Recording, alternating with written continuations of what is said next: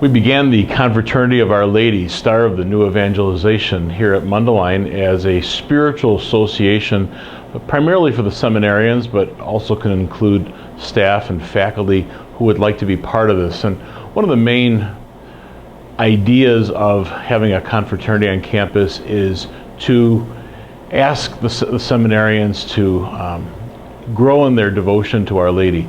Certainly, as you read any of the documents on priestly formation, you look at canon law, it's clear that the Church's desire is that its priests grow in their devotion and love for the Blessed Mother, because she was obviously the mother of Jesus, the mother of God, and that kind of understanding of who she is, her role in salvation history, and what she really does for all humanity, for the Church, is an important idea that the Church wants to promote in its priests. In other words, that Mary becomes somebody who's important to the priest. She really becomes the spiritual mother, or we say that Mary should be taken into the home of the priest, the home of his soul, just like in John 19:27 when Jesus says from the cross, "Behold your mother," to the beloved disciple. So in that same sense, we want to take Mary into our home and invite her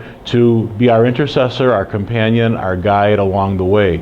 And certainly she stands for something important in terms of the Church. She is the star of the new evangelization. In other words, that she is always pointing to Christ. And so she can help us to better understand who Christ is, the mission of Jesus Christ in the world, and she always points us, of course, to the important aspects of what it really means to bring the gospel of Jesus Christ to the world. She's always pointing us to her Son. So we're always in relationship with her Son when we see Mary, when we experience her in our spiritual lives, when she really becomes a part of our daily life, especially as priests, as seminarians.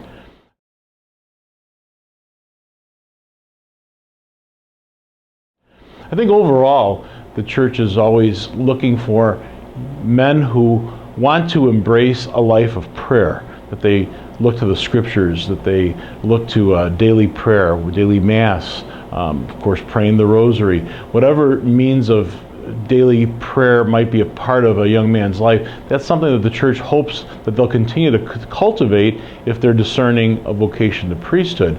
And so not only a life of prayer, but also a life of service, that they, from their prayer, they're prompted and moved towards bringing the gospel message of Jesus Christ to the world, that their prayer motivates them.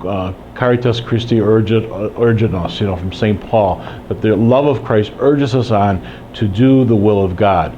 And so that's what we look for, and especially that prayer that comes from Mary and belonging to the communion of saints. How much more could we be motivated than having that cloud of witnesses to pray with us and pray for us in our task of bringing the gospel to the world as priests and as seminarians.